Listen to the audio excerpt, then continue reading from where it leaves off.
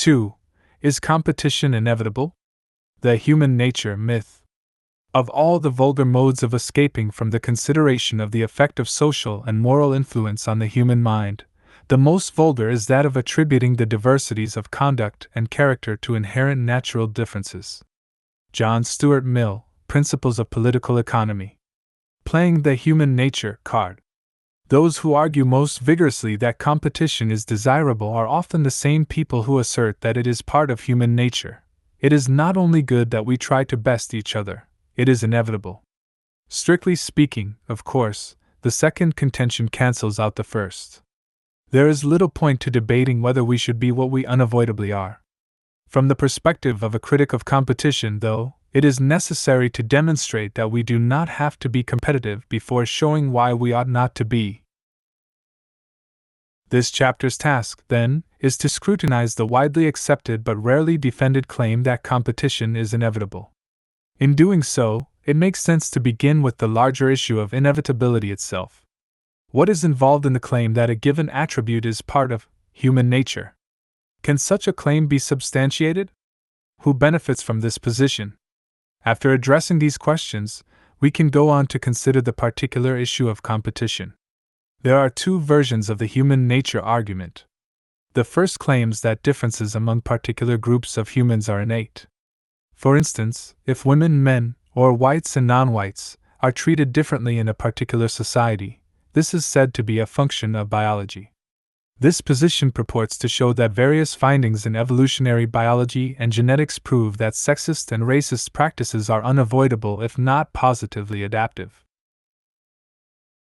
The second kind of human nature argument, the one with which this chapter is concerned, says that particular characteristics are an unavoidable part of being human.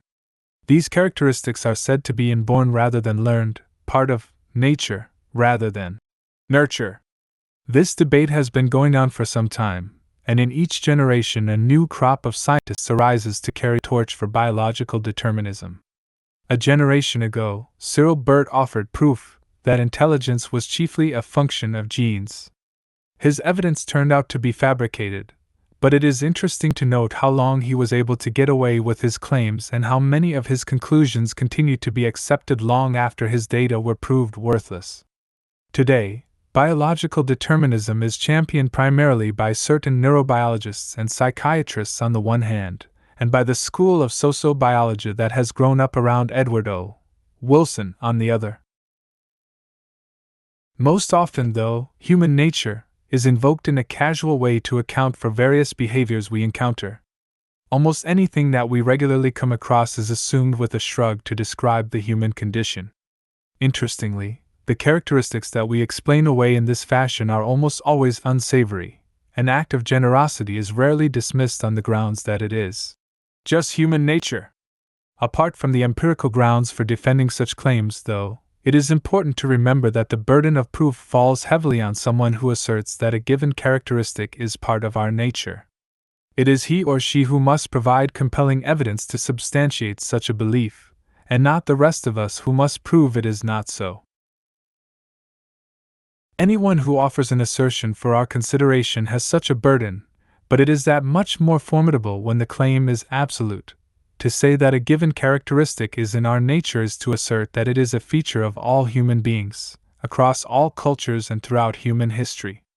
Moreover, it is to propose its inescapability for all humans in the future. Has the human nature argument actually been proved? It is hard to tell because there is no single argument.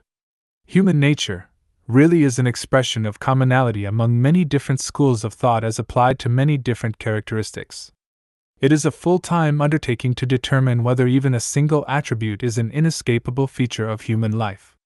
It would appear that the empirical evidence does not begin to support most such claims, but I cannot hope to rehearse this evidence here.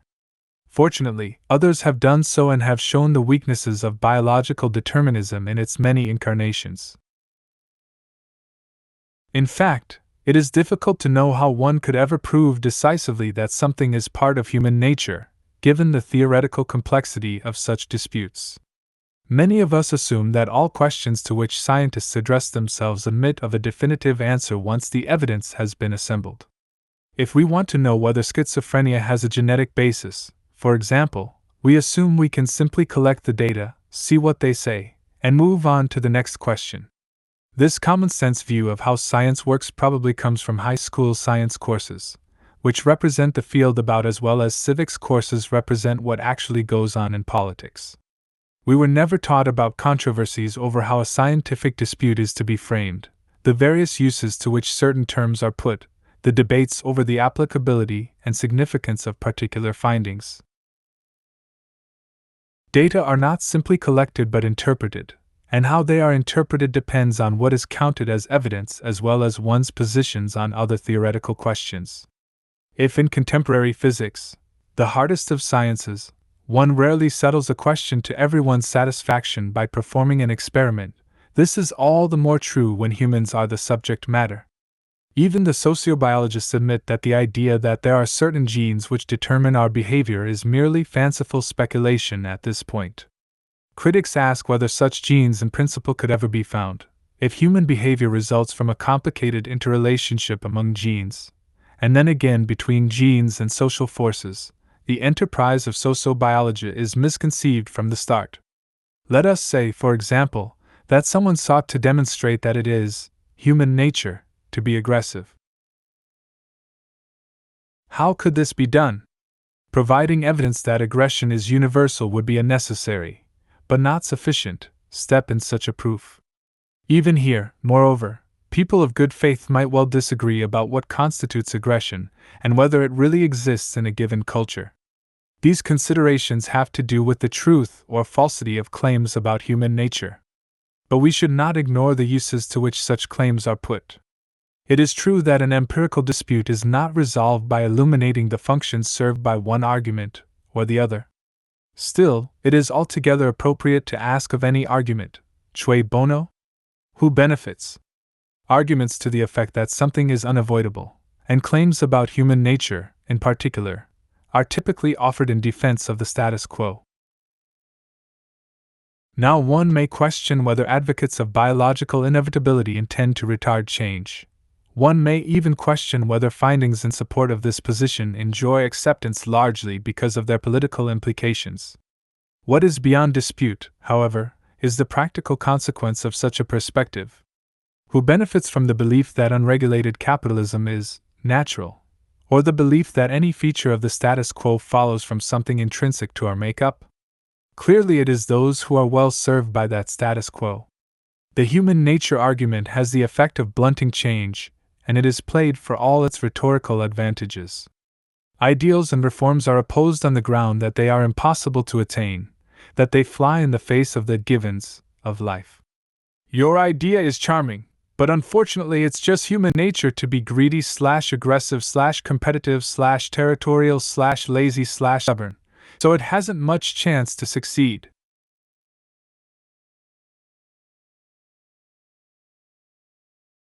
While undesirability, a matter of value, is debatable, impossibility, a matter of fact, is not. In the name of realism, uncounted ideas have been dismissed and their creators along with them, a phenomenon that we will consider again in the last chapter. Finally, I should observe that the human nature position is also an appealing one for psychological reasons. When we are criticized for an attitude we hold, it is tempting to respond, "Look, this is the way I was brought up." This is sometimes an appeal to cultural relativism, whose subtext is, "Who are you to judge?" But it is more often an appeal to determinism that argues, "I cannot choose to believe otherwise. If I cannot change, there is no point in arguing that I should. There is no shortage of putative causes for our behavior or values that can be used to deflect criticism." The almost limitless range of behaviors currently being tied to neurotransmitters offers a new set of excuses to supplant those provided by psychoanalysis. People used to say, "It's not my fault. My parents did it to me." Now they say, "It's not me. It's a biochemical disorder in my brain." Far more attractive than such rationalizations, however, is the claim that no human could be expected to act otherwise. Even when we are not directly challenged to defend our behavior, the prospect that our actions or attitudes may be inevitable is attractive. Freedom can be unsettling if not positively terrifying, and scientific determinisms are, psychologically speaking, the contemporary counterpart to theological doctrines of predestination. To be relieved of responsibility can, paradoxically, be experienced as freeing. Finally, the discomfort contemporary Americans have with value judgments can create a strong incentive to resort to arguments that certain things must be. In several respects, then, the human nature argument, which is virtually impossible to substantiate, is very seductive indeed. It fortifies social arrangements, offers a rhetorical advantage in disputes, and makes life easier psychologically. These are considerations well worth keeping in mind as we proceed to consider the specific issue of competition.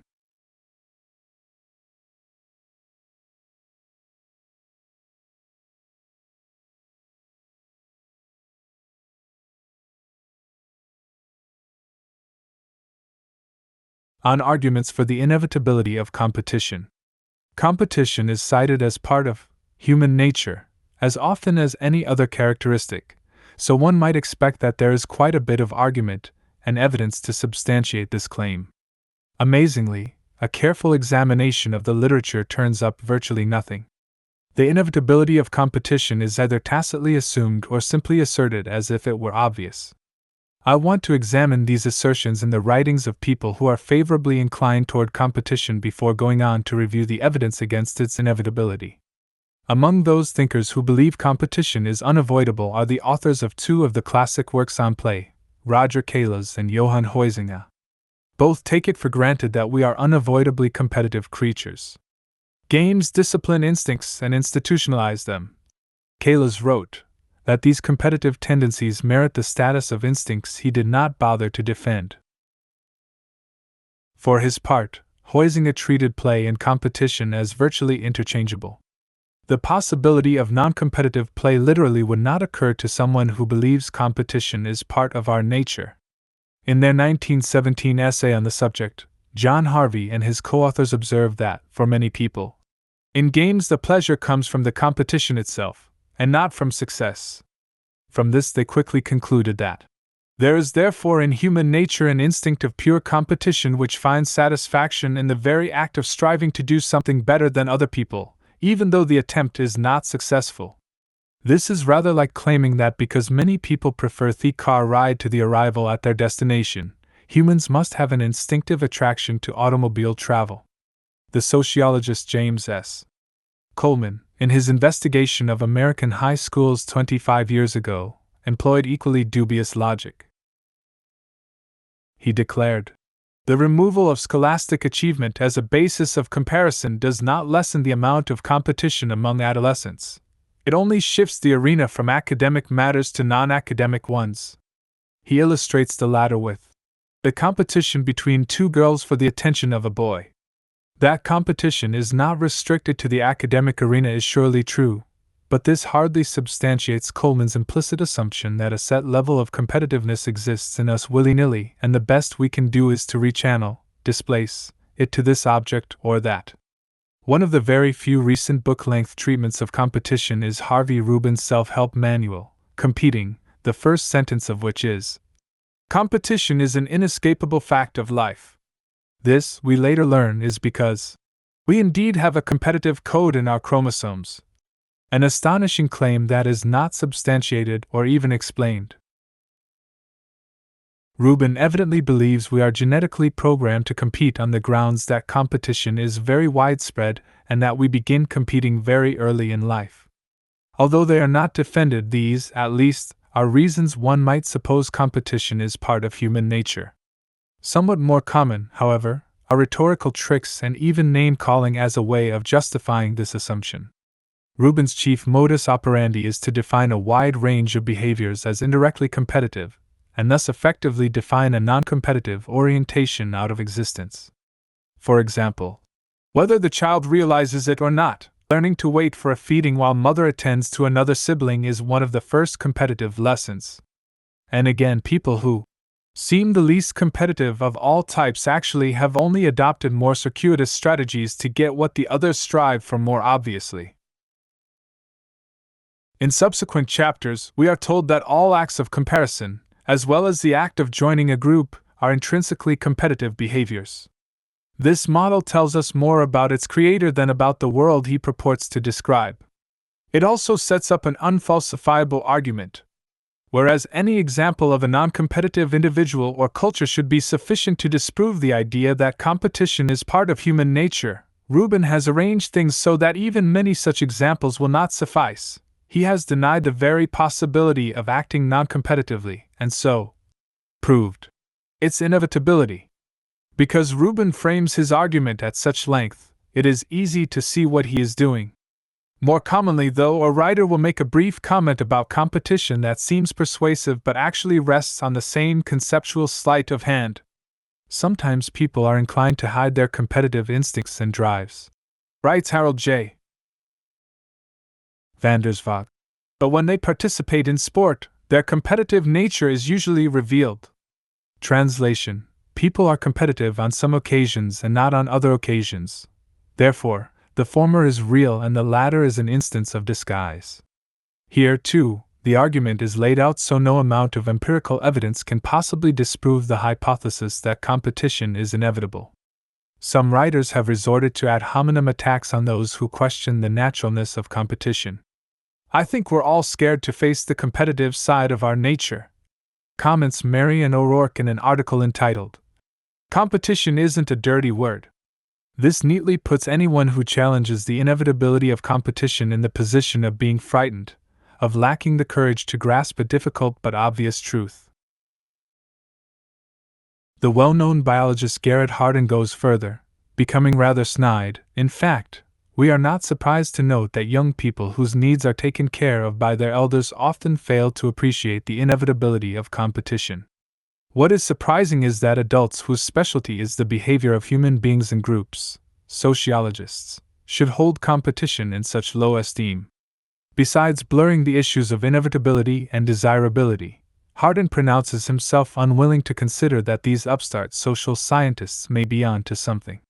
The slam at privileged youth, however, is actually more interesting than it first appears. Put plainly, Hardin's point is that people who have not had to compete believe that competition is avoidable. But what if such people are correct? If we generalize the meaning of having one's needs taken care of, we are left with the provocative suggestion that competition exists not because it is in our nature but because of economic or psychological deficits that are, in principle, remediable. I have not carefully selected these examples of unjustified assertion, rhetorical trickery, and name-calling as straw men. They virtually exhaust the available literature. I have not been able to discover any other explicit arguments for the inevitability of human competition. Let me therefore turn to the opposing position. There are, broadly speaking, two general responses to the claim that competition is an inevitable feature of human life. 1. Cooperation is at least as integral to human life as competition, and 2. Competition is a learned phenomenon. I will begin with the first and return to the second later in this chapter. The respects in which other species and nature, as a whole, are cooperative will be examined in the next section. But there is a good case to be made that we regularly underestimate the role that cooperation plays in human life. We attend instead to the far more visible instances of struggle. The truth is that the vast majority of human interaction, in our society as well as in all other societies, is not competitive but cooperative interaction, according to educational psychologists David and Roger Johnson. Ashley Montague has been arguing this for quite some time. Without the cooperation of its members, society cannot survive, and the society of man has survived because the cooperativeness of its members made survival possible. Arguably, the ubiquity of cooperative interactions even in a relatively competitive society is powerful evidence against the generalization that humans are naturally competitive. Our lives are promotively interdependent, to use Morton Deutsch's language, by the very fact of living and working together. This is true in every society. It is inherent in the very idea of society. If not simply false, the claim that we are unavoidably competitive is therefore a truth so partial as to be utterly misleading. This tendency to cooperate, to work actively with rather than against others, has been found among toddlers and even infants. So-called prosocial behaviors, cooperating, helping, sharing, comforting, and so on, occur in almost every child, even though research in this area has been practically non-existent until very recently. Regular examples of children under 3 years of age giving their toys to playmates, spontaneously taking turns in games, and so on must give pause to anyone who assumes competitiveness is the natural state of the human. I am not trying to suggest by this that it is human nature to help others. The problems with such claims have been raised earlier, and what is good for the competitive goose is good for the cooperative gander. One pair of researchers explicitly disavows this conclusion, in fact, arguing that prosocial behaviors result from experience, they are learned. But from wherever such inclination to help derives, it exists literally from the beginning of life. While we may not be unavoidably cooperative, we are, at worst, not unavoidably anything at all. The real state of nature. In considering the relative prevalence of competition and cooperation, we now turn to the natural world. In doing so, we find ourselves in what seems unfriendly territory. In fact, competition in the animal world is often cited as powerful evidence that competition is part of our nature, too. Before looking more closely at the evidence, however, we need to challenge the assumption that the proper study of mankind is animals. Even if other species were as competitive as some people think, this, like any fact about other species, has at best a very limited relevance to ourselves. As Marshall Solons, Richard Lewontin, and other critics of sociobiology have shown, and it should not be necessary to rehearse here, the mediating force of culture puts our species in a class by itself. Only humankind manipulates symbols, reflects upon the fact of its reflecting, questions, makes value judgments, appreciates absurdity, creates institutions, and then considers their limitations. Because of this, the historian Richard Hofstadter was absolutely correct to insist that judgments as to the value of competition between men or enterprises or nations must be based upon social and not allegedly biological consequences. But let us, for the sake of the argument, grant some relevance to the question: how does nature operate? From my own exposure to documentaries and popular conception, a series of images has lodged itself in my mind. Two powerful and deliberate males of an uncertain species are locked in mortal combat, while the feminine prize coolly sits on the sidelines. A huge fish swims up behind a smaller version of itself, jaws wide open. A fierce feline gracefully turns its less swift-footed cousin into steak. Some ignominiously vanquished species lies collectively rotting, while the victors are just off camera having lunch. This, I had always assumed, was the real state of nature, somewhere just beyond the tranquil loveliness of a spring day in the forest. All was red in tooth and claw. At this very moment, animals from paramecia to hippopotami are vigorously organizing themselves into winners and losers. As a humanist, in one sense of the word, I was dismayed at this picture of the natural world. As a humanist, in another sense, I was in no position to challenge its accuracy. Of course, the picture is not without its element of truth. Obviously, the scenes I saw on television actually happened. I was not, after all, watching highly paid stunt wolves.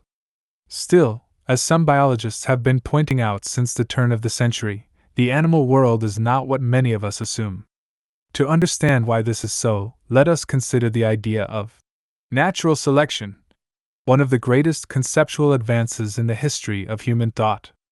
This theory states that the better adapted a species is to its environment, and specifically, to changes in that environment, the greater the probability of its being around in the future. To adapt is to be able to procreate is to survive. So much is uncontroversial.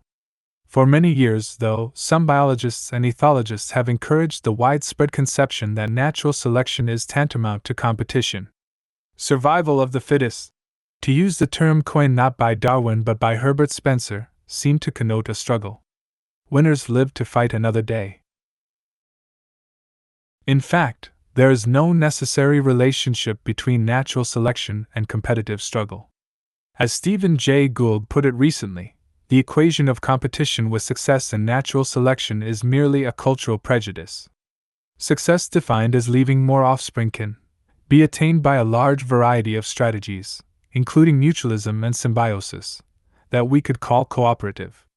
There is no a priori preference in the general statement of natural selection for either competitive or cooperative behavior. Gould's point is that there is nothing about evolution that requires competition. And indeed, Darwin himself made clear that he was using the term struggle for existence in a large and metaphorical sense, including dependence of one being upon another. But what do we find in practice? Surprisingly, natural selection usually occurs without any discernible struggle, those exciting documentaries notwithstanding.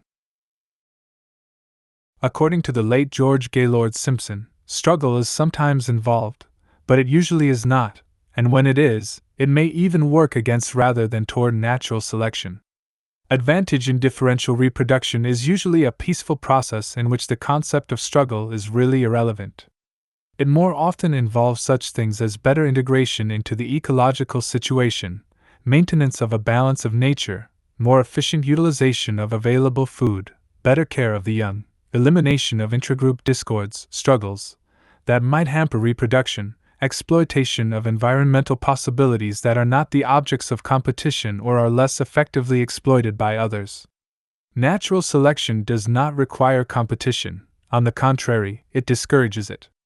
Survival generally demands that individuals work with rather than against each other, and this includes others of the same species as well as those from different species. If this is true, and if natural selection is the engine of evolution, the central theme of nature, as it were, then we should expect to find animals cooperating with each other in great numbers. And so we do. It was Petr Kropotkin, in his 1902 book Mutual Aid, who first detailed the ubiquity of cooperation among animals. After reviewing the habits of species ranging from ants to bison, he concluded that competition is limited among animals to exceptional periods.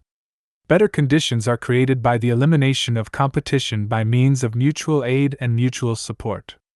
Don't compete. Competition is always injurious to the species, and you have plenty of resources to avoid it. That is the tendency of nature, not always realized in full, but always present. That is the watchword which comes to us from the bush, the forest, the river, the ocean. Therefore combine, practice mutual aid. That is what nature teaches us. 50 years later, W.C.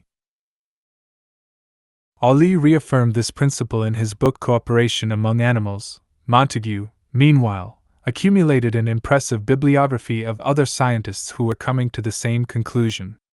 Zoologist Marvin Bates is representative of these writers. This competition, this struggle, is a superficial thing, superimposed on an essential mutual dependence. The basic theme in nature is cooperation rather than competition, a cooperation that has become so all-pervasive, so completely integrated, that it is difficult to untwine and follow out the separate strands. It is in the interest of both individuals, or species, if they do not compete over, say, a watering hole. Migration is one of many strategies that will allow both parties to survive. Notice, though, that these writers are saying not only that animals tend to avoid competition, but that their behavior is overwhelmingly characterized by its opposite, cooperation. A question suggests itself at this point. If the accuracy of this view is so widely accepted in the scientific community, if Kropotkin wrote so early and is still recognized as having been on the right track, what accounts for the widespread acceptance of the Hobbesian-Spencerian picture? Why does the idea of a cooperative nature seem surprising to so many of us? There are several answers. First, cooperation is not always plain to the eye, whereas competition can readily be observed. As Allee put it, lapwings protect other birds from predators. Baboons and gazelles work together to sense danger, the former watching, the latter listening and smelling. Chimpanzees hunt cooperatively and share the spoils. Pelicans fish cooperatively. Indeed, the production of oxygen by plants and carbon dioxide by animals could be said to represent a prototype for the cooperative interaction that becomes more pronounced and deliberate in the higher species. None of this, however, makes good television. It is easy to ignore an arrangement that does not call attention to itself. Second, there is some ambiguity about the language involved. Following Darwin, some biologists and zoologists use competition in its metaphorical sense, referring to nothing more than natural selection. If we find only one species remaining in a given area where there once were several, we might describe the winnowing process as competition. In itself, this is unobjectionable, provided that we keep in mind that this is not a matter of observation or even inference, but rather of definition. We are using the word in such a way that this scenario is competition. But this becomes problematic when we confuse the two meanings of competition, this broad, almost trivial sense, which describes all living things, and the narrower sense that refers to an intentional attempt to best another. Such a confusion can be exploited, as I suspect Garrett Hardin does, to argue for the inevitability of competition in human life. It's an ingenious syllogism, of a type that often has been used to draw fallacious conclusions. 1. The natural world is inherently competitive, sense 1. 2. Humans are competitive, sense 2. 3. Therefore, human competition is also inherent. There is a third explanation for why we consistently regard nature as competitive, and overlook the compelling evidence of mutual aid. This lies in the common tendency of the observer to project himself onto the observed, a tendency that explains the remarkable similarities between gods, Hebraic, Hellenic, and otherwise, and the people who wrote about them. John A. Wiens, a biologist, lays out considerable evidence to suggest that competition is not the ubiquitous force that many ecologists have believed, and asks, why then have they been so preoccupied with competition? His answer: competition occupies a central position in Western culture. Witness its expression in sports, economics, space exploration, international politics, or warfare. Little wonder, then, that community ecologists expected that the primary factor organizing communities would be competition. The very transmutation of natural selection into competition, of differential reproduction into exploitation, reflects the tendency to shape biological theories according to socioeconomic biases. Unconsciously, we understand nature to be just like ourselves. Then these biological theories, congealed into an account of how the natural world really is, are used to legitimate cultural practices. Consciously, we use nature to justify ourselves. Several thinkers have caught on to this, but the clearest statement was offered in 1875 by Frederick Engels. The whole Darwinist teaching of the struggle for existence is simply a transference from society to living nature of Hobbes's doctrine of bellum omnium contra omnes, a war of all against all, and of the bourgeois economic doctrine of competition together with Malthus's theory of population. When this conjurer's trick has been performed, the same theories are transferred back again from organic nature into history, and it is now claimed that their validity as eternal laws of human society has been proved. I began this section by noting that data concerning animals have a limited relevance for humans. Let me close with this qualification: if we are concerned about our own collective survival, the natural world may have something to teach us after all. Its lesson is that cooperation generally has far more survival value than competition. This, as Darwin recognized, is particularly true for human beings. Montague summed up the case: in so far as man is concerned, if competition, in its aggressive combative sense, ever had any adaptive value among men, which is greatly to be doubted, it is quite clear that it has no adaptive value whatever in the modern world. Perhaps never before in the history of man has there been so high a premium upon the adaptive value of cooperative behavior. Such a prescription, however, anticipates later chapters simply by virtue of being a prescription. Here our task is only to consider whether competition is inevitable in human life, and the very idea that we ought to minimize it rests on the assumption that we can, hence, that it is not inevitable. Learning competition or cooperation.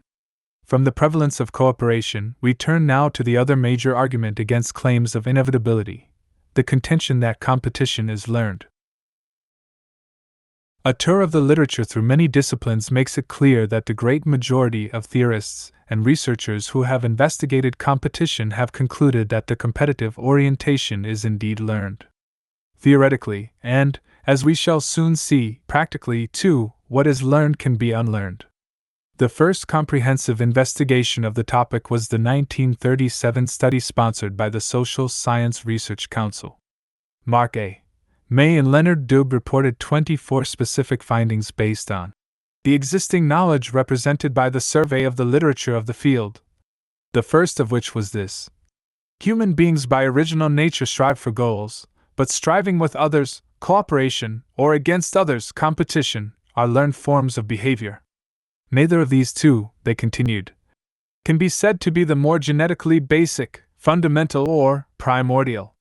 This conclusion has withstood half a century of study across several fields.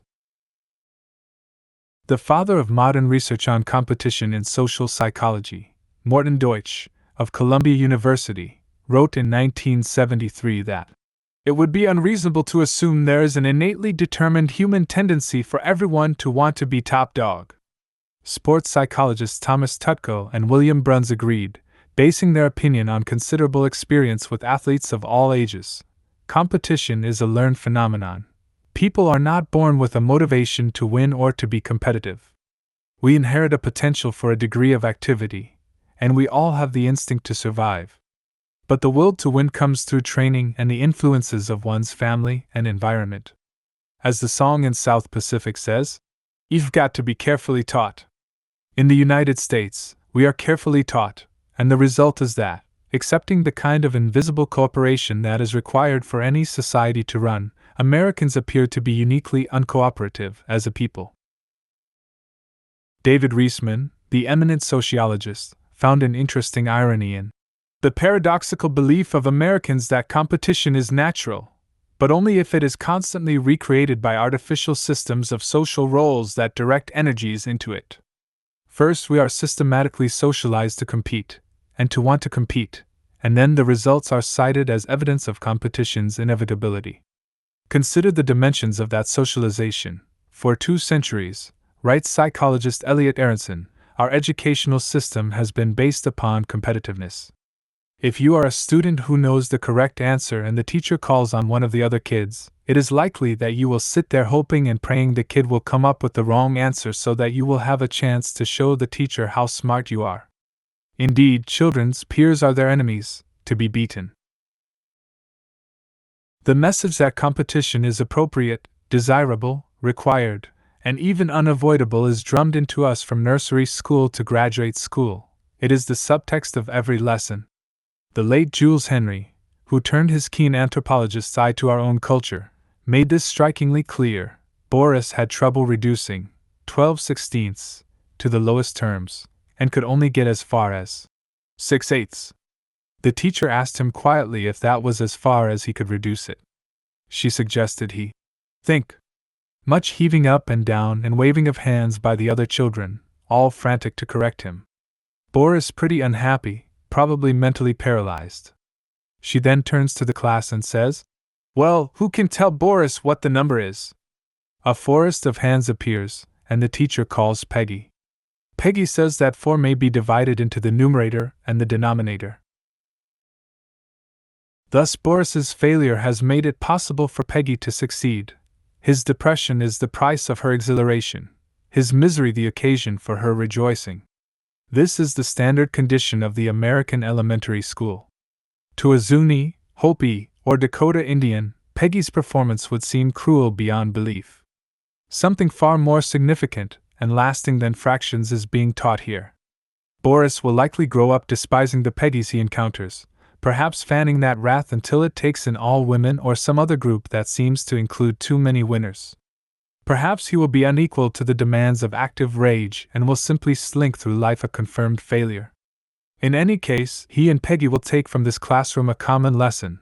Other people are not partners but opponents, not potential friends but rivals. In a hyper-competitive society, it is never too early to begin such training. Most recently, readiness programs have appeared to prepare infants for the feverish competition at the better nursery schools. By the time of elementary school, the pressure to be number 1 is nothing new, but it has just begun to be codified and quantified. A first grader may be crushed, for instance, if her homework assignment is stamped with a smile face while others receive a smile face and a very good. Eventually, this ranking takes the form of grades. Educational achievement, writes Morton Deutsch, is measured so as to conform to an assumed underlying distribution. The social context of most educational measurement is that of a contest in which students are measured primarily in comparison with one another rather than in terms of objective criteria of accomplishment. Where in this carefully designed laboratory of competition can a child even sample cooperative achievement? In fact, most teachers misunderstand the very word cooperation. They use it to refer to obedience. To cooperate is to follow instructions. We have another word for genuine cooperative effort. As several writers have pointed out, it is cheating. When class is over, the lesson continues. Children are taught that all games must have a winner and a loser. As Peter and Bridget Berger have written, it is only very young children who sometimes wish, wistfully, that everyone should win. They soon learn that this is impossible. In American society, that is, for there are other societies in which children actually play games in which everyone wins. The idea that everyone can win evokes condescending smiles, and it doesn't take long before these children come to accept the naturalness of competition. Here is Jean Piaget, in his classic work The Moral Judgment of the Child, questioning 6-year-old Mar. Who has won? We've both won. But who has won most? Piaget is not only learning from his young informant, but also teaching him. The inculcation of competition in the classroom and on the playing field is a source of unending frustration to some parents. Fathers and mothers who would prefer that their children learn to work with rather than against others can do only so much to foster this value, since they do not raise their children in a vacuum. Even determinately liberated parents must contend with an elaborate competitive structure outside the home that will frustrate their best efforts at education. Out there, doing one's best means triumphing over others. This is the same struggle that defines parents' attempts to steer their children away from sexism or violence, or mindless obedience, or unhealthful foods, or any number of other things sanctioned by our society. Such a clash between the parents and the rest of the culture is exceptional, however. The family generally is an efficient vehicle by which societal norms are transmitted, not a holdout against these norms. Most parents raise children according to the values by which they were raised, and this process perpetuates the larger culture in which it occurs. From our very earliest days, we are busily absorbing an uncritical acceptance of competition. We are being primed for the classroom and the workplace. As we grow, the socialization in the home continues to work hand in glove with the socialization outside the home. There is pressure to make our parents proud, by being not merely good, but better than others, at schoolwork, sports, and almost any other activity in which we take part. If Dad, in his day, had the highest batting average in school, then we must do likewise. If Dad was not a superlative athlete, then we must distinguish ourselves anyway. Our task is to provide vicarious gratification. If our parents never got very far in school, we must not merely take advantage of the chances they never had. We must be the very best of students. Examples of such pressure can be multiplied indefinitely. Of course, some parents, who sport newly raised consciousnesses, may proudly declare to any who will listen that they ask of Bobby only that he do his best. But this official posture surely does not fool Bobby. He is fully aware that doing his best is a code that means beating his peers. As a result of their own training, most parents, even if sincere, still communicate subliminal messages of disappointment with anything other than victory. But the family does not merely encourage and sustain competition in the outside world, it manufactures its very own brand. This is particularly true in the nuclear family, which, let us remember, is not the only possible arrangement for child rearing. One series of field studies in the South Pacific found that greater rivalrous responses occurred in children brought up in Western-type small nuclear families rather than the traditional extended families. How does this happen? First, many parents carefully, though often unconsciously, direct a drama of sibling rivalry on the stage of their own homes. Even competition booster Harvey Rubin is appalled by the divide and conquer theory of parenting, whereby children who are set against each other are easier to discipline. Setting up an insidious race to become mommy's favorite mostly benefits mommy. It gets the dishes dried, for one thing. But far more important are the emotional rewards for parents who are every bit as much in need of approval, affection, and support as their children, and in many cases, unfortunately, they are able to get this most easily by nourishing divisiveness within the home. In some homes, it is the parents who compete for their children's love. Whom do you love more? Is seldom asked aloud, but parental behavior often seems motivated by this concern. The intrinsic sickness of this family pattern, like the terrible consequences for all concerned, will not be considered here. My point is only that such dynamics foster competition. We grow up thinking of love as a scarce commodity, the prize in a desperate contest that we will enter again and again. We associate being loved with winning a race, and this happens partly because of the very language with which we have heard affection expressed. Who's the best little girl in the whole wide world? Beyond love, we will generalize the need to be number one, taking competition with us to any and all arenas. The process of socializing children to be competitive is sometimes tacit. Few parents, for example, sit their child down and say, "Now, Stephen, it's time you learn that you can't have a good time unless you set things up so one side wins and the other loses." This attitude is taught by example.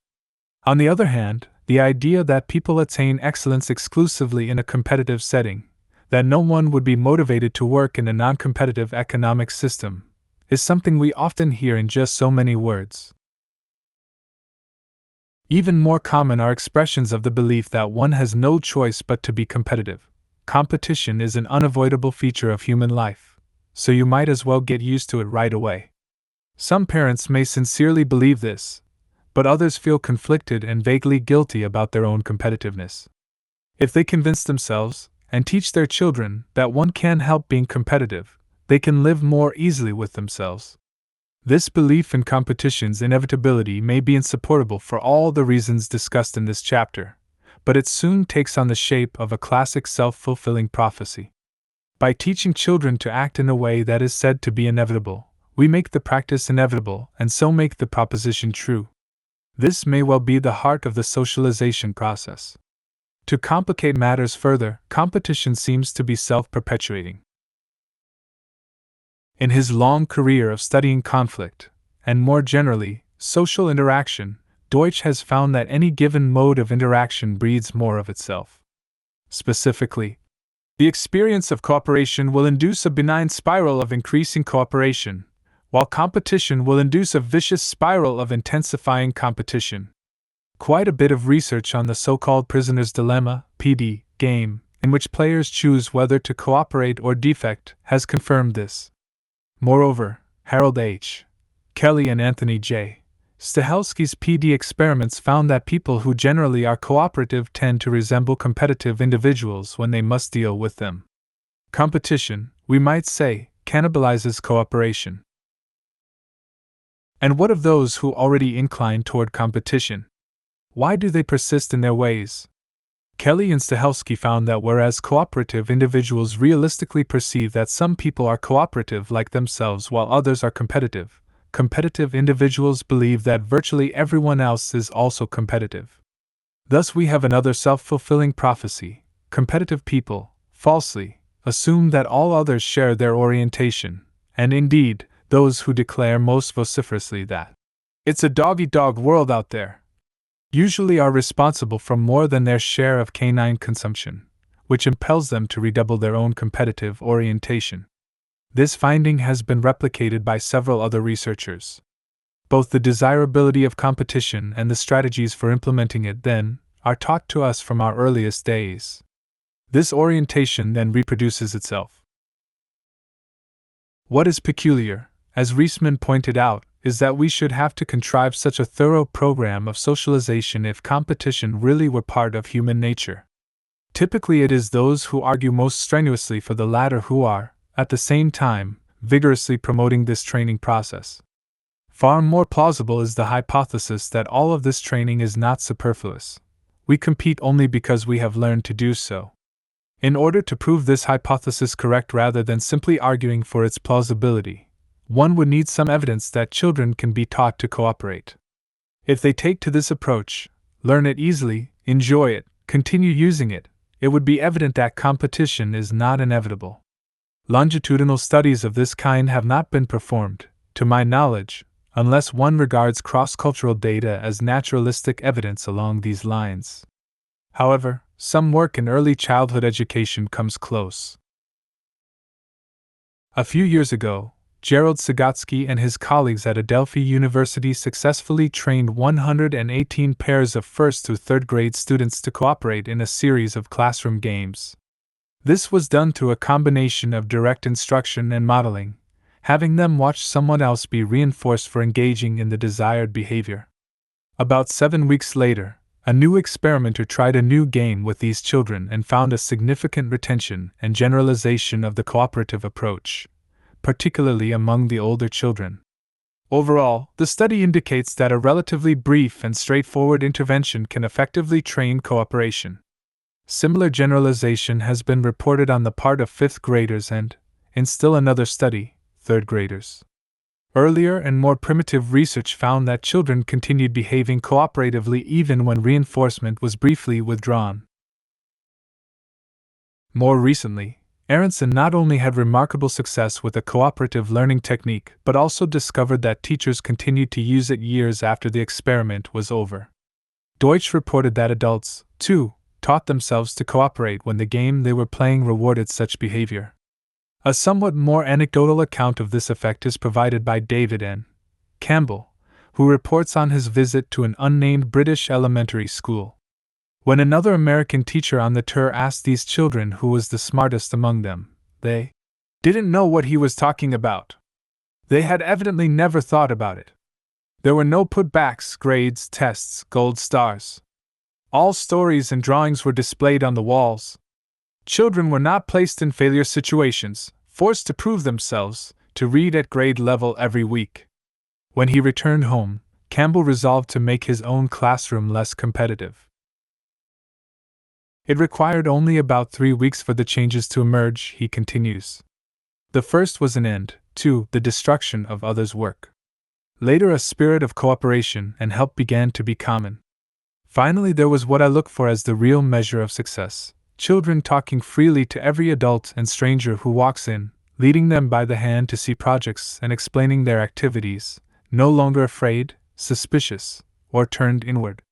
Such changed attitudes developed because we stopped labeling and rank ordering.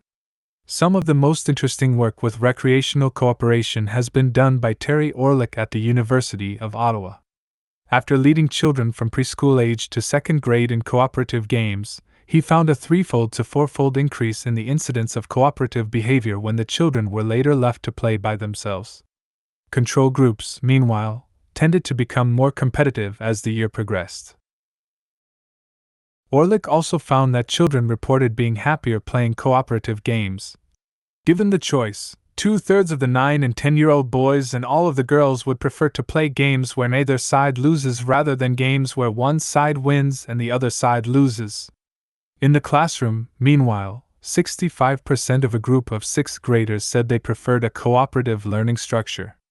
The total sample here was divided evenly between those who tended to attribute their successes or failures to themselves, internalizers, and those who attributed consequences to fate or other people, externalizers. Significantly, a majority of both groups preferred cooperative learning.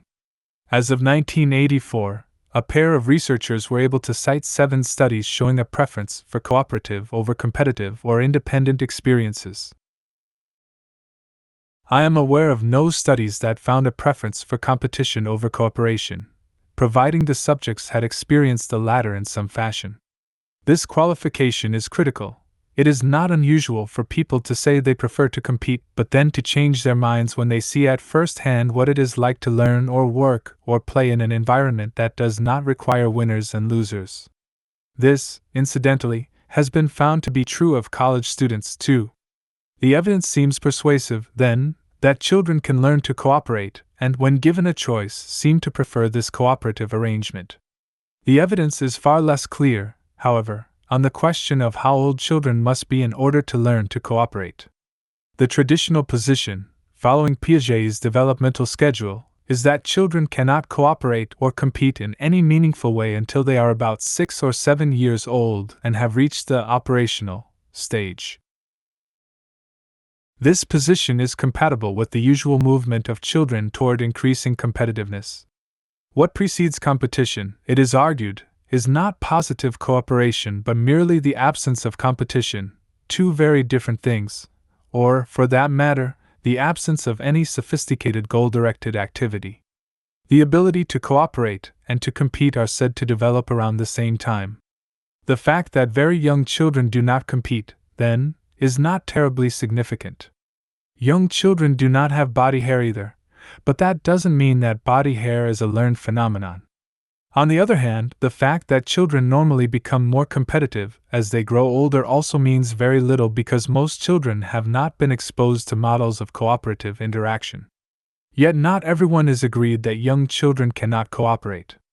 Spontaneous prosocial behavior takes place in infants, as we saw before.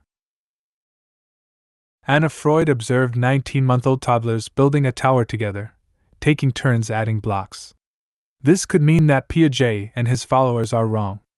But even if we insist that such collaborative or helping behaviors do not qualify as genuine cooperation, there is evidence that children of only 4 or 5, past the toddler stage but not yet operational, can indeed be taught to cooperate. In fact, Orlick has found young children to be most receptive to cooperative ventures and cooperative challenges. He proposes that this is true because the younger the child, the less time he has had in the competitive mainstream of our society, and therefore the more willing he is to accept cooperative games. Millard C. Madsen's research seems to support Orlick's view, at least within this country. In presenting an experimental problem that required a cooperative solution, he found that more younger than older children are successful in solving the problem in such a way as to maximize reward. Sygotsky, on the other hand, found that older children, 7 or 8-year-olds, learn to cooperate more readily than younger ones, which is what Piagetian theory would predict. But all of these researchers agree, and the whole of this section confirms, that cooperation can be learned. Thus, competition is by no means inevitable. Life in other cultures. Even in the era of the global village, as Marshall McLuhan characterized the interdependence of the modern world, ethnocentrism remains. It is present in two forms: as a value judgment that unfamiliar cultural practices are ipso facto inferior. If it's different, it's worse. And as an empirical belief that what is present in one's own land must be universal. If it's here, it's everywhere. I am concerned with the latter, and specifically with the assumption, usually unstated, that because competition is so pervasive in these parts it must be pervasive everywhere. If this assumption is wrong, then competition is learned and it is not inevitable. In Chapter 1, I suggested that the United States appears to be uniquely competitive. This observation also has been made by researchers who have observed other cultures and or tested their inhabitants. Anthropologists Beatrice and John Whiting recorded the frequency of such acts as touching, reprimanding, offering help, insulting, and so on, in 6 cultures, one of which was in the United States, a small New England town. As a proportion of total acts observed, the latter scored lowest on offering help. Another researcher compared the way people in 4 Scandinavian countries, England, and the United States described child-rearing orientations and norms of masculinity in their respective nations. On both subjects, she found a far greater emphasis on competition in the United States. In experiments with Anglo-American and Mexican children, 2 psychologists discovered that the former tended to remain in conflict even when to do so prevented them from getting as many toys as possible, a tendency that was rightly characterized as irrational competition. When permitted to do so, these children also took away another child's toy even though they had nothing to gain from this act. These data concerning the competitiveness of Americans are particularly useful because they are being contrasted with findings from other cultures. Let us now examine some of these other cultures in greater detail by turning to the reports of anthropologists and other cross-cultural observers. The United States, as we shall see, is appreciably more competitive than many other cultures. In fact, some cultures appear to be entirely non-competitive. Consider first the case of primitive cultures, which many people, relying on caricatured images of growling cavemen, associate with fierce competition.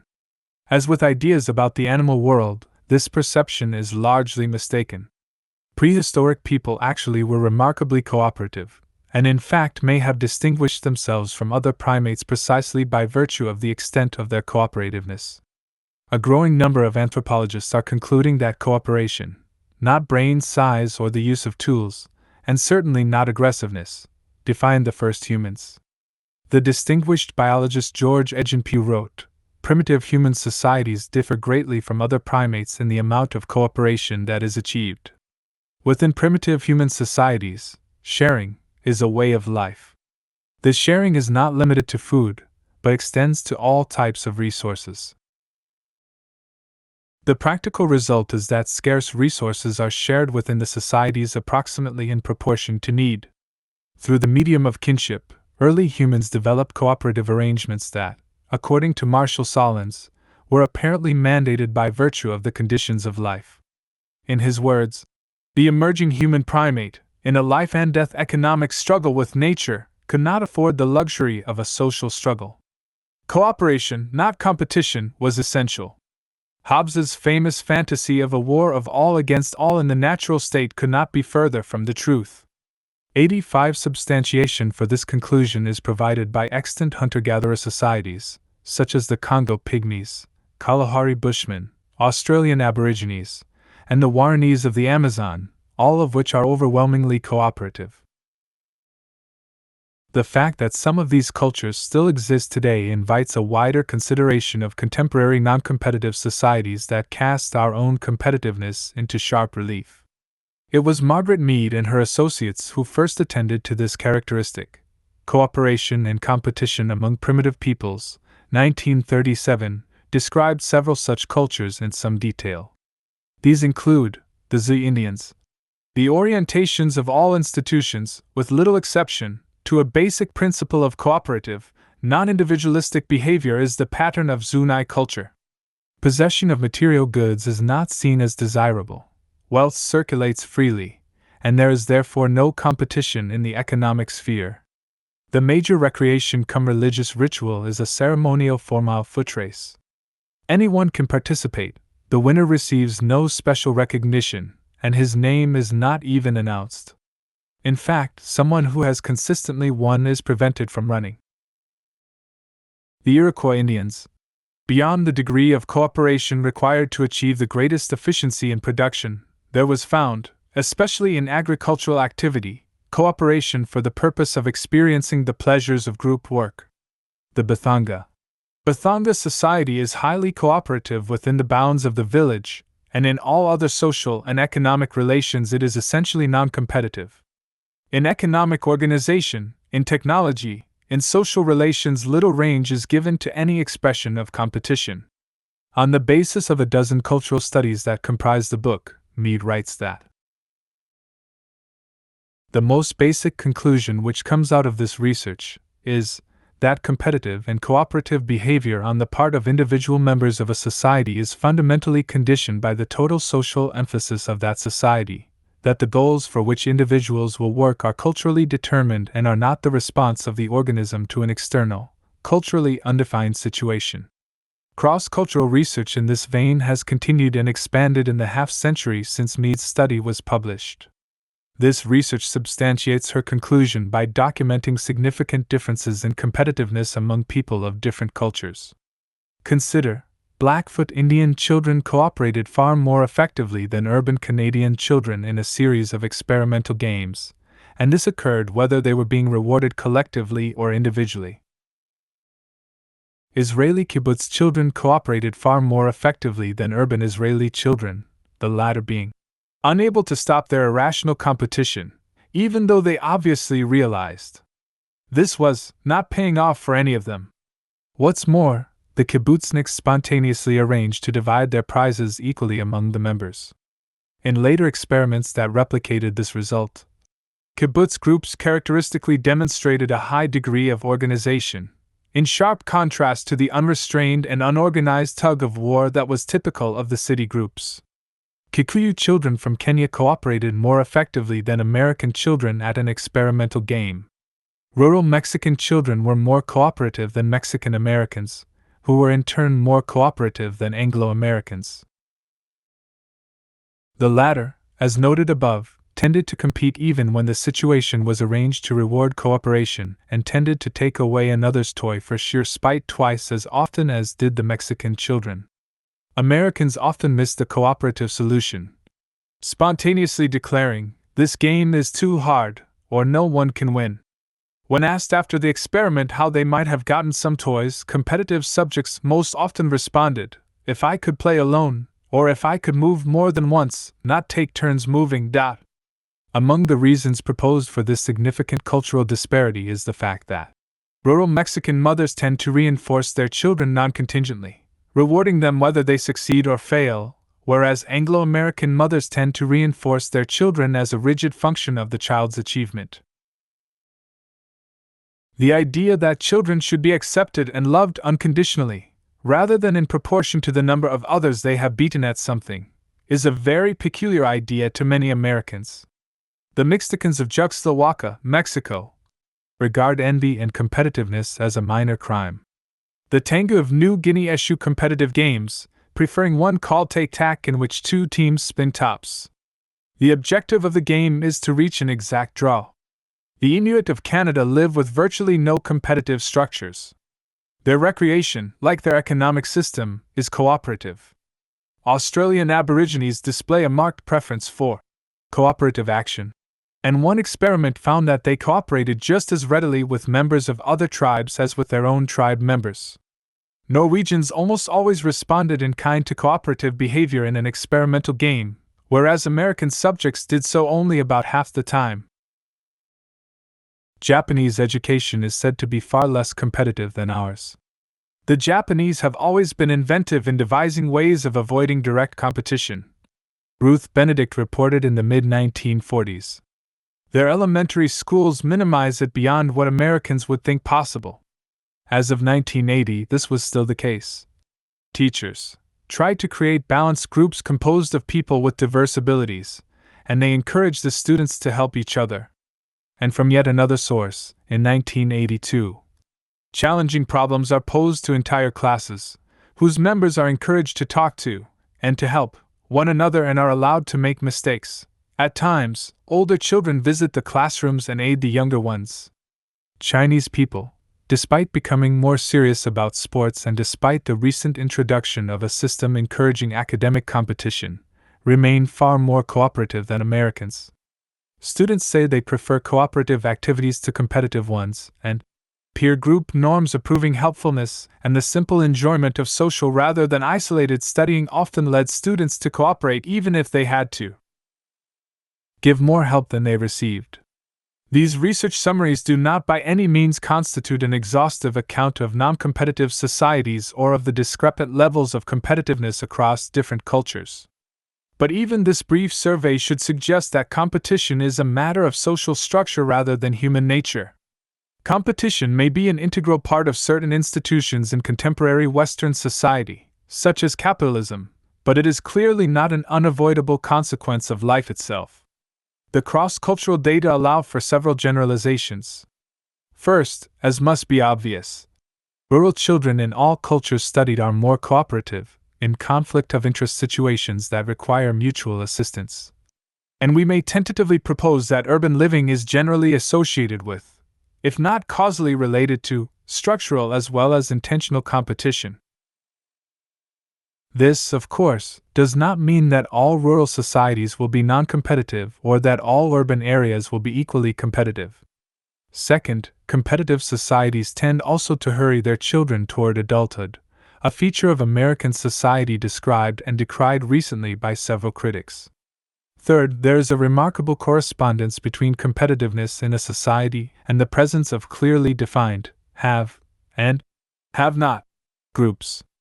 This correlation between economic maldistribution and competition seems to fit with the findings of Mead et al. Concerning the absence of possessiveness and hoarding behavior in cooperative cultures. These studies also allow us to debunk several widely held assumptions about competition. First, there is no necessary relationship between competitiveness and achievement. That this is true on the individual level will be explored in detail in the next chapter. On the societal level, Roderick Gorney conducted a careful study of the research available on 58 cultures. He defined achievement as complex accomplishments in the arts, sciences, the law, and other fields, and found to his surprise that there was no significant relationship between achievement and competition. Second, competition is not a prerequisite for strong ego development, which is used by some psychologists as a shorthand expression for psychological health. Strong ego development can occur in individualistic, competitive, or cooperative societies, according to Mead's findings. In fact, competition's deleterious effect on self-esteem and health will be explored in Chapter 5. Finally, it is sometimes argued that cooperation is a luxury permitted in places or times of plenty.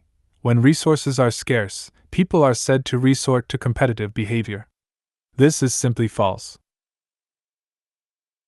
Mead and her colleagues found counterexamples of both types: competitive societies where there was an economy of abundance, e.g., the Kwakiutl Indians, and cooperative societies where there was an economy of scarcity, e.g., the Batiga of East Africa.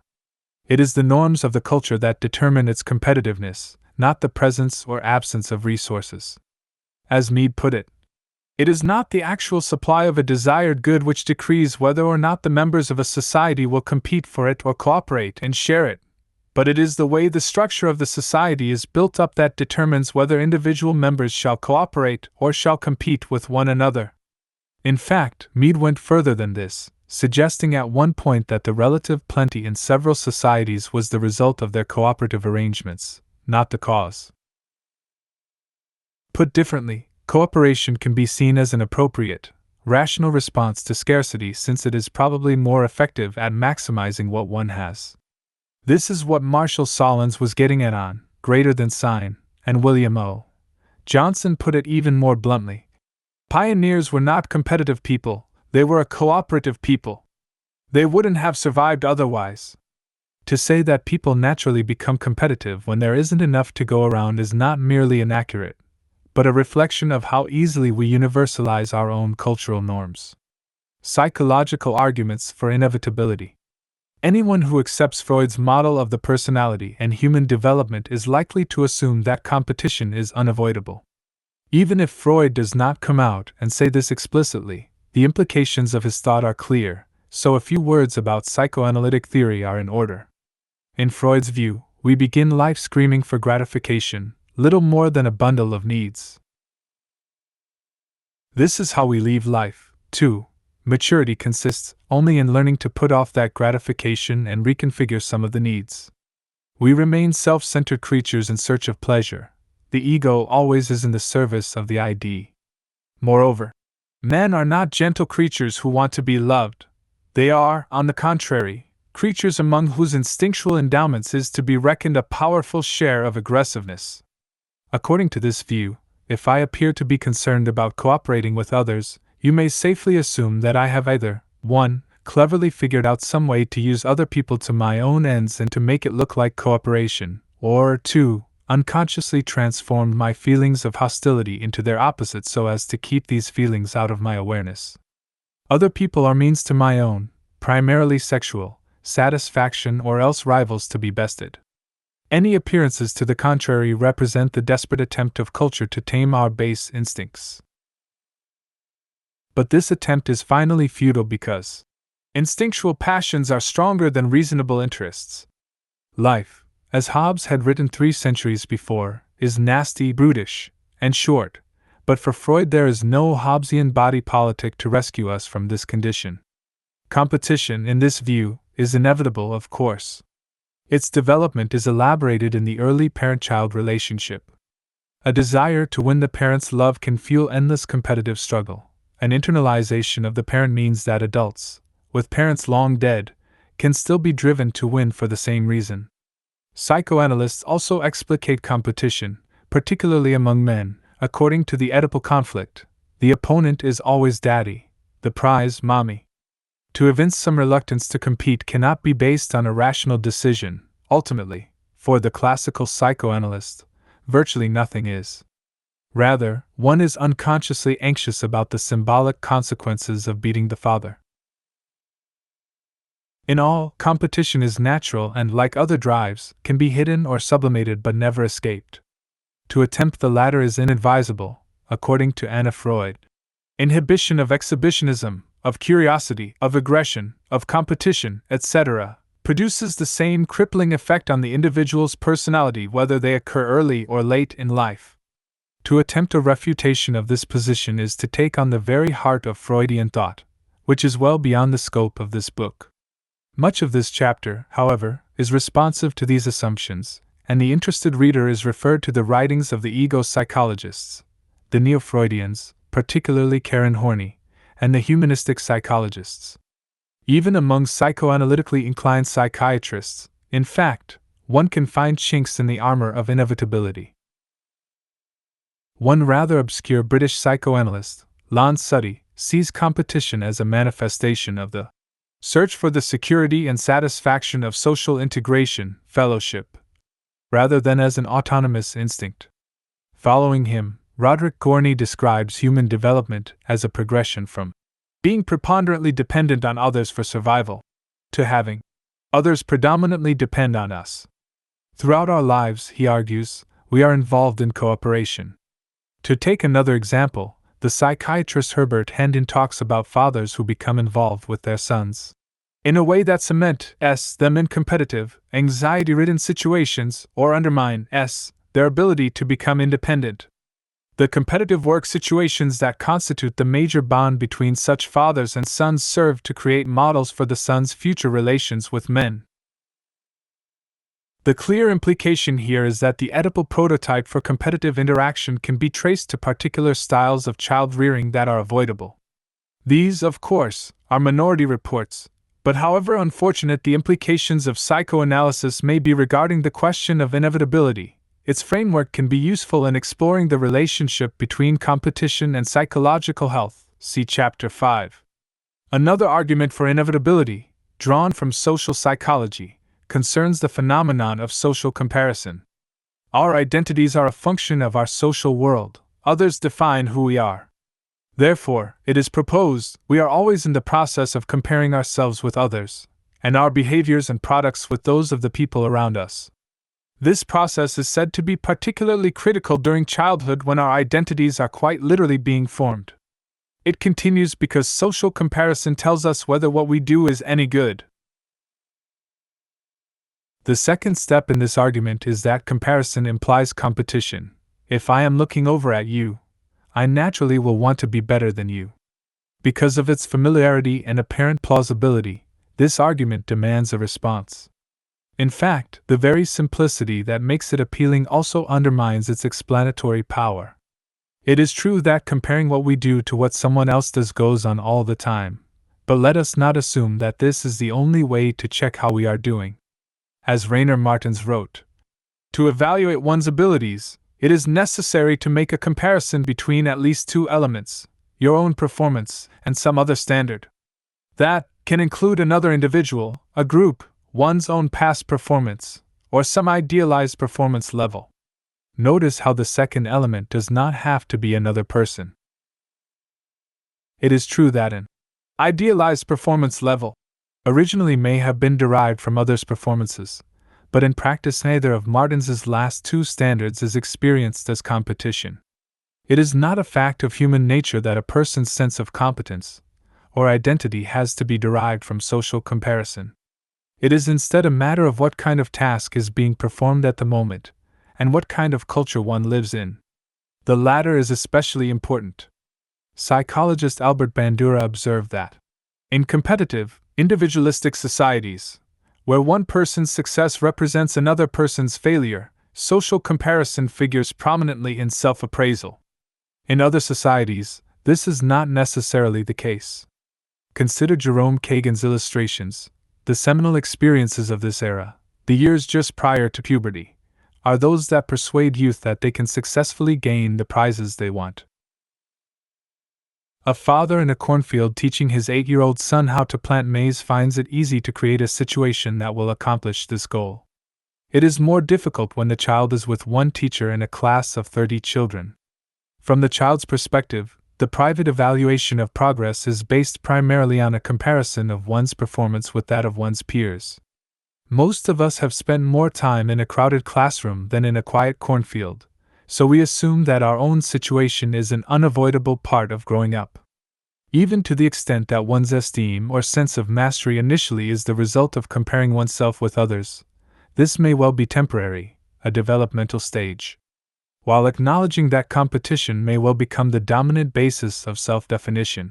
In a highly competitive school system or neighborhood, Joseph Veroff adds, with adequate social comparison about valued characteristics, a person can relax about social comparison and move back into considering his own autonomous capacities for mastery. An adult with a reasonably healthy self-concept, in other words, does not need to continue asking ritualistically, "How am I doing?" or even to compare herself or himself with others.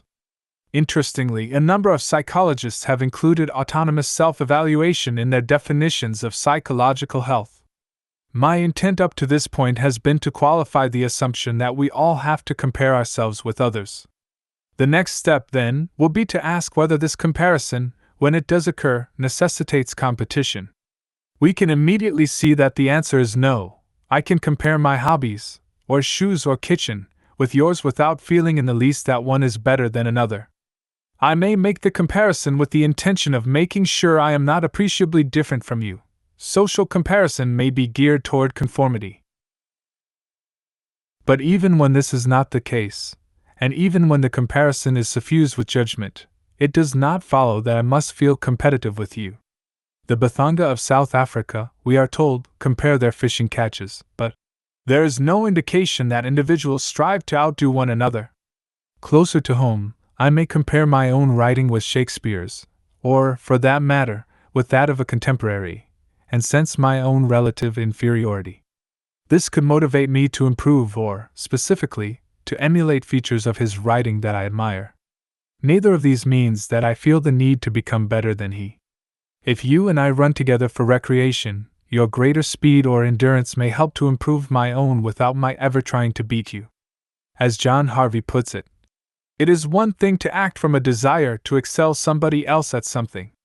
It is quite another to act with a view to getting something done, and yet to be stimulated in the activity by the parallel or contrasted activity of others. To the proponent of competition who insists that differences in ability will always exist, then, we may reply that it is the significance invested in these differences and not the differences themselves that constitutes competition. The inability to observe discrepant abilities without turning the situation into a contest is a learned disposition. The degree of an individual's competitiveness can be expressed as a function of how frequently this happens and how strongly one feels the need to be better. But there is not a shred of evidence that this inclination is an unavoidable feature of human life. Even if it is true that both structural and intentional competition are far from inevitable, their pervasiveness in our society is a concrete and formidable barrier to change. We cannot make this society non-competitive by the end of the week, and this chapter should not be read as claiming such. At the same time, we should be on guard against the claim that competition is inherent in our culture. When it is contended that competition is destructive, some people will reply that there is nothing we can do about it, regardless of the existence of other non-competitive cultures. This tack has been used to argue against the possibility of changing any number of objectionable features in a society. It is another version of the self-fulfilling prophecy we encountered, and, to return to the subject of this chapter's opening, it is a profoundly conservative posture in its consequences, if not in its intention. Any example of people behaving non-competitively should, strictly speaking, have been enough to refute the human nature argument. But we are dealing with people here rather than with mathematical proofs, so it has been necessary to show that a non-competitive orientation, if not the deliberate practice of cooperation, is a serious possibility, a realistic alternative for our lives. That has been the point of this chapter. Now it is time to move from can to should. Since competition is not necessary, we are free to consider whether it is desirable.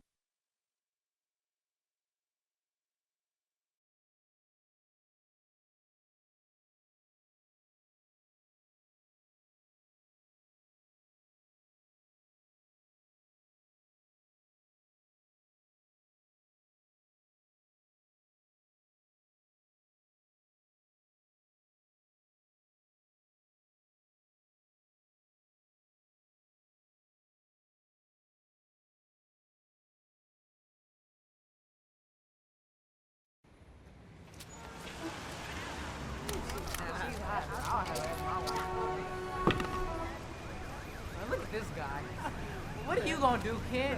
Go home. It's hopeless. Yeah, dude, do something with your life. Leave. You're looking stupid, man. Give it up.